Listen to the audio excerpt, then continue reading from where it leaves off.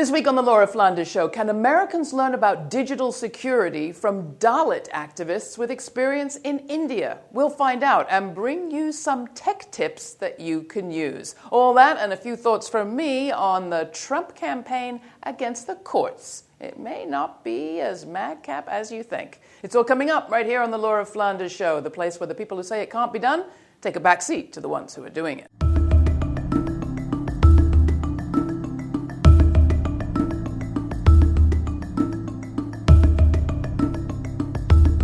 The Trump administration is taking office at a critical juncture. 8 years of Bush, followed by 8 years of Obama, have settled nothing in the debate over our personal freedoms or the length government can go to monitor, gather, and intervene in our lives. But they have set up an enormous surveillance state. The FBI, the National Security Administration, and the CIA are all the most powerful they've ever been. And that's the state that the Trump team are inheriting. A team that has next to no experience in government, but lots of experience in on- and offline bullying. The combination has lots of people worried. Already there is a rush to sign up for email encryption services and a spike in downloads for encrypted messaging tools. What are journalists, activists, and ordinary Americans to do? Well, we talk a lot on this program about the need to communicate more, not less, and with people we don't know, to talk with open hearts and gather information from unfamiliar places. So how do you do that in an era of surveillance and state control? And what happens to storytelling in a time of mass communications fears? Our next guest is a transmedia storyteller, technologist, and journalist who believes that story is the most important unit of social change. Her work's been recognized by the Producers Guild of America Diversity Program, the Museum of Contemporary Art, the MIT Center for New Media Studies, and many more.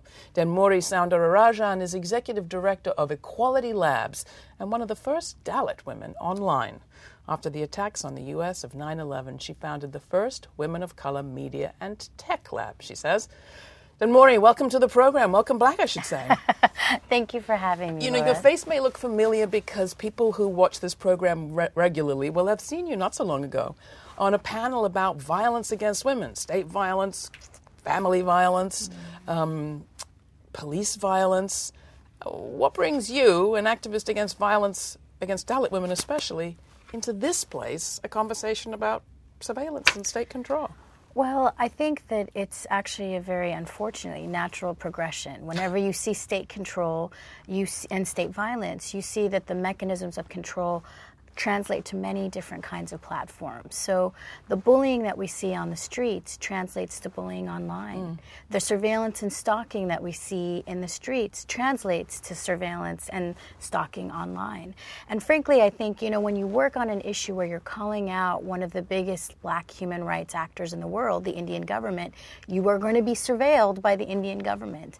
And, you know, I think that you can't talk about the power of what it is to speak out without understanding some of the consequences given mass surveillance in our societies today. Now, you've already touched on it. You work internationally. Absolutely. For our audience here, talk about what you see coming down the pike in this moment. Well, I think what's interesting is that when we talk about surveillance and being a U.S.-based organizer, we are now living in one of the largest surveilled times of our lives. And I think, you know, there's been a creep around the loss of our right to privacy that, you know, initially the conversation most people had was, well, I have nothing to hide. That's right. I have nothing to hide. So if this helps people get quote-unquote terrorists, then, you know, let me give a little bit of my privacy in order to be a little bit more free, not realizing this is a devil's bargain, you know. And, you know, and unfortunately, as you mentioned in your intro, the CIA, the NSA, and our local police departments are coordinating surveillance in a way that they've never done before and are tracking us in a way that's unprecedented. And what do we know about the Trump team's approach to all of this? Well, of course, you know, we're in this process right now of waiting to see how the cabinet fills out. But we know just even from his initial announcement, like he has Giuliani as a director of cybersecurity. Rudy Giuliani, former mayor of New York. Yes, and I think in that capacity really was responsible for some of the most regressive surveillance policies piloted in New York that became adopted by many cities across the country. Under him, he put William Bratton, the head of the NYPD, he put into policies that led to stop and frisk, which we know has led to the decline of relationships between people of color and police institutions. But also he did something very interesting right before 9/11. He created something called the Demographic Unit, which later became the Zone Assessment Unit, which basically surveilled every single mosque in a 100-mile radius of New York City. And that included sending people to be surveillance operators within mosques, and they surveilled communications as well as the actual geographic locations of community centers, community businesses, and even people's homes. Thenmozhi Soundararajan, Executive Director of Equality Labs. You can get a copy of this week's show by subscribing to this podcast at iTunes, Stitcher, or lauraflanders.com. Just go to the website for more information. And don't forget to rate us if you're enjoying the show. Thanks. So what you were describing so far has more in my mind to do with policing, they call it law enforcement, but policing than cyber technology and online surveillance. How do you see that part of this picture shaping up? Well, I think this is a really important point, because I think when most people think about surveillance, they think it really rose like with the rise of technology, that somehow when we started to carry devices, we became more unsafe with regard to our right to privacy. And we didn't? No, I mean, we've got to have like a whole reframe and understand that surveillance was always part of state violence and the U.S. settler colonial state.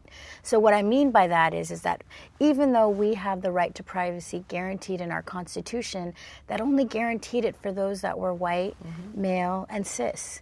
If you were black, if you were indigenous, you were surveilled very heavily by the colonial administration that eventually became our government. So, for example, in New York City, in 1713, they passed this law called the Lantern Law. Have you heard of this? So during that time, because they were afraid of people mobilizing in the dark to resist slavery, anyone who was black and indigenous and over the age of 14 had to carry a lantern.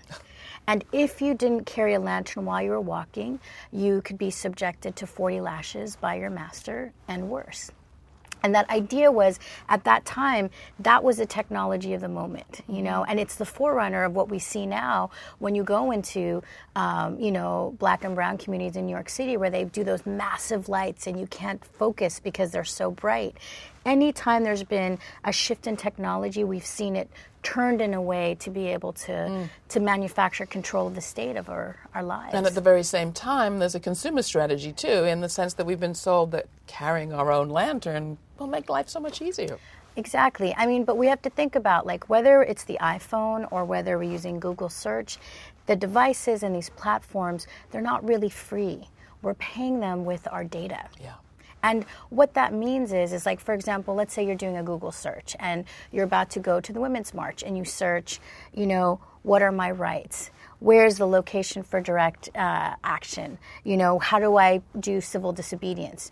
Just from a set of questions of what you put into Google search, you can be put into a database of people that they assume are going to be unlawful actors for that protest. So you don't need to be interrogated. You've already given it away in your search inquiries. So what do we do? Not search for that information? No, I think what we can do, and the way I talk about it, it's like harm reduction. So we know that these devices are going to leak data to people that want to do bad things to us. So we want to be able, and this is the conversation in digital security, is practice harm reduction by using circumvention tools. So things like Signal on the phone can really help you protect like your text messages and the way that you talk to people so that you're off of some of the surveillance grid for folks.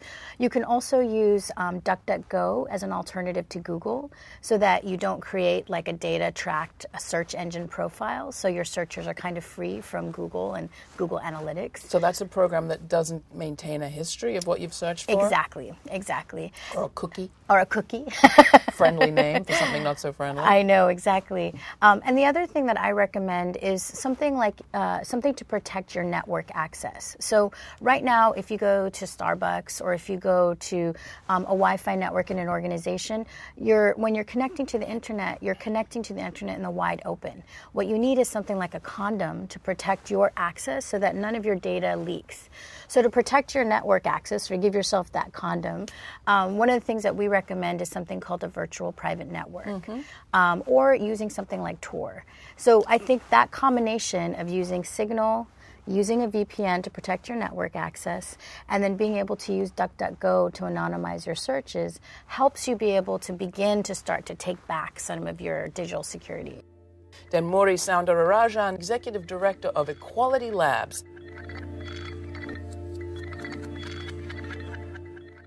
You can get a copy of this week's show by subscribing to this podcast at iTunes, Stitcher, or lauraflanders.com. Just go to the website for more information. And don't forget to rate us if you're enjoying the show.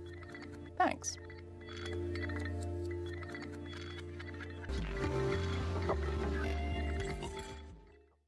So half of my audience, I'm sure, is thinking, okay, now she just lost me.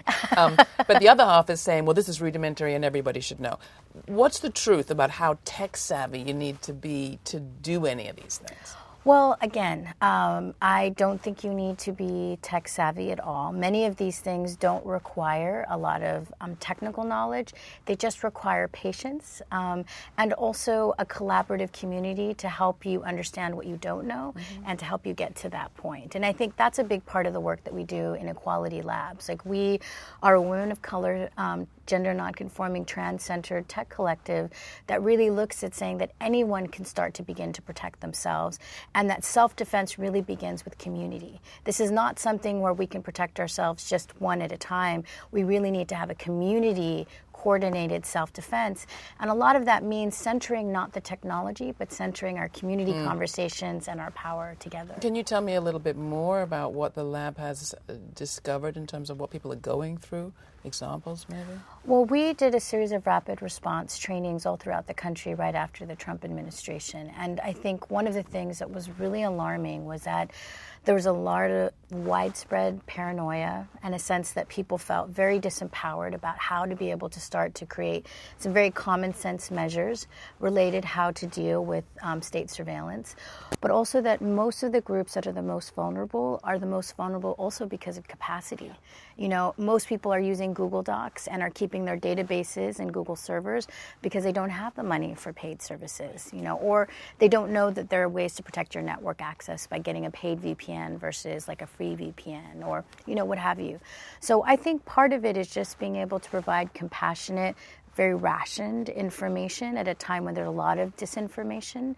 But also, you know, we've lived through massive surveillance in our communities before. This is what the heart of COINTELPRO was. And so I think this is also another really important piece, is that I think sometimes in intergenerational dialogues around surveillance, people feel, especially like parents like my mom's generation, feel like I don't have a place at the table because I don't even know how to really understand Facebook. Like my mom's always like, WhatsApp, what is that? How do I do that?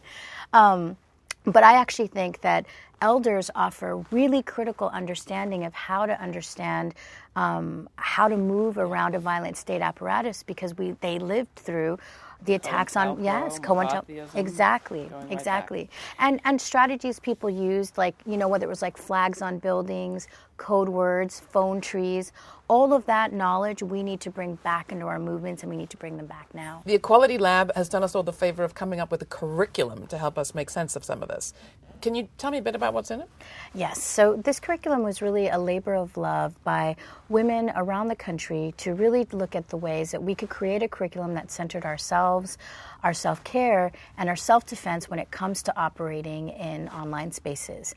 And it looks very specifically at how you can secure your devices, secure your communications, secure your network access, as well as secure your social networking. So I think that most people, when they start to get into digital security, it starts to feel really overwhelming and you don't know which conduit to go in. So we worked with a graphic artist to really be able to center ourselves within it. So you see a lot of illustrations of women using technology, but also to really provide easy inroads to each of those different areas so that people, when they walk away, feel really empowered and they start to be able to use the curriculum to have these conversations in their community organizing networks and in their communities that they're from. The curriculum is available online at our website at equalitylabs.org, and we'll also give you guys a downloadable copy through this segment so people can download that, as well as quick tip sheets that they can share within their groups. That's fantastic. Thenmozhi Soundararajan, Executive Director of Equality Labs. I'm Laura Flanders. You can write to me, Laura, and tell me what you think. That's Laura at lauraflanders.com. And find all our programming and our archives in audio and video at our website. Check it out, lauraflanders.com. And thank you for your support.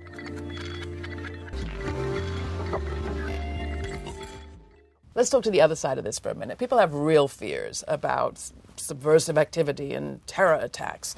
And Donald Trump has proven himself very good at plugging into those, whether it was the San Bernardino attack or the shooting in Orlando. He's talked about how our constraints on the FBI and how our corporate resistance to collaborating with government, he went after Apple, have led to people dying, have led to attacks like this. How do you intervene in that discourse, which, it's a big mix of people who have those fears? Well, first of all, I think that's hyperbole. I absolutely disagree that the response to terrorism is greater surveillance. But also, I think what's at stake is really who do we want to be as a country moving forward? And my sense is that when you jeopardize the right to privacy, you jeopardize the right to assembly, and you jeopardize the right to free speech. Those three rights are the core of who we are as a democracy. Mm-hmm. And I think we can't afford that risk, especially at a time right now, to not be able to have those pillars strong and functioning. And right now, the right to privacy is extremely, extremely anemic, given the way that it's been eroded, not just by policy, but also by the corporations, frankly. And I think this is why the work of self-defense and looking at digital security as an important way that we kind of gird all of our movements across the board is one of the ways that we can make sure that we can organize safely through this next administration. But just to push you just slightly, what if you're not in an organization, you're not in a movement, you're not getting a whole lot of education, and maybe you don't have a big feeling about the nature of the state? You're just scared there'll be an attack on your school. And you're thinking, let the FBI do what they want. I think that it's a very short-sighted position to have because you don't know what's going to be used against you, when and where and why. So let's say that you're a mother in Kansas who feels that position, but you have a child that is... I know people in Brooklyn who feel that way. Yeah, okay, let's say you're someone who is a mother in Brooklyn who feels that way. You don't know what are the layers of connection you might have to someone that might be vulnerable through a sting like this. But also, when they have that data, they don't just have that data for that moment. They have that data for an entirety of your life. And you don't know when it might be used against you, when it might be used against your child, when it might be used against someone that you know. There is no parameters about how this data can be used against you whenever. So it's not something that's theoretical that we have to look at. It is actually something that's functional right now. Now, as you said at the beginning, and I'd love us to end there, these are not brand new times, although we may have brand new tools and technology that we're dealing with. Talk a little bit about how you navigate all of this. You travel across borders, you work with a variety of people, you're trying to build broader, not narrower movements, and you know this information about the tech tools that exist for state control. How do you operate? What's your strategy in this time?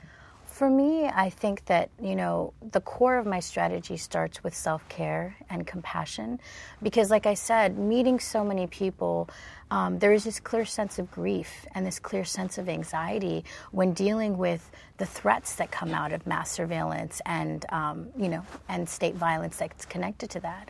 So I try to just ground myself one day at a time and then have compassion for the fact that we're actually very rational to have this sense of anxiety. We're very rational to have this deep fear because it is frightening. We've seen people's lives utterly destroyed and taken away when these tools are implemented against people.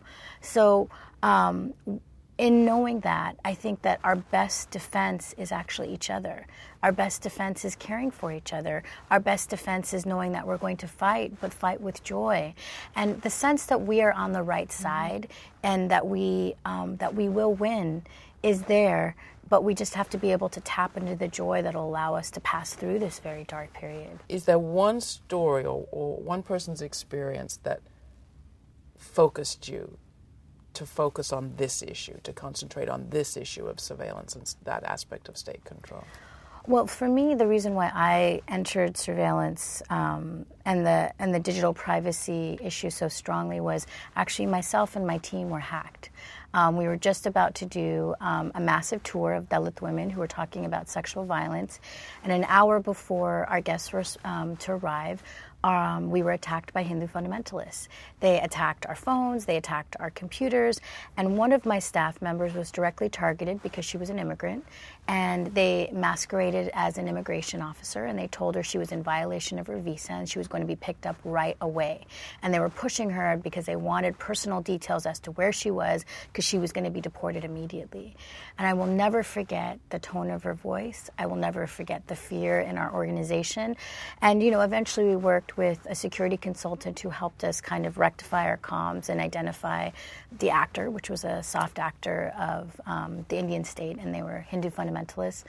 But knowing the vulnerability, knowing that they went after us because we were women, knowing that they went after someone who was immigrant and was scared within our team, I was just so mad. And then I also was very clear that I couldn't just think of a solution that would only help us and only help me. If we were targeted in this way, how many other canaries in the coal mine were also going to be equally vulnerable? And with that was really the impetus for Equality Labs, like large-scale digital security initiatives saying, no, as women of color, gender nonconforming, trans people, we are not going to go back in the shadows. We are going to fight. But we're going to fight strategically, and we're going to bring all of our people safely on the other side. And that, to me, is really how we carry each other's water. Just because we're vulnerable doesn't mean that our vulnerability is unique to us. The state will find all communities that it wants to destroy in the way of its extractive, violent policies that it wants to push forth. But the message that we have to the predator-in-chief is, look, we are not going anywhere. We are staying here, and we're going to organize safely as we resist. Thenmozhi, thank you so much for being with us. Always great to talk with you. Yes, thank you.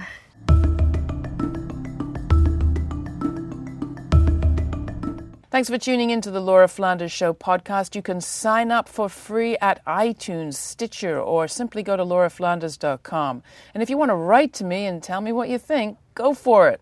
I take the time to read all of your emails, and I do my best to respond. So, write to me. That's Laura at lauraflanders.com. LAURA at lauraflanders.com. And thanks.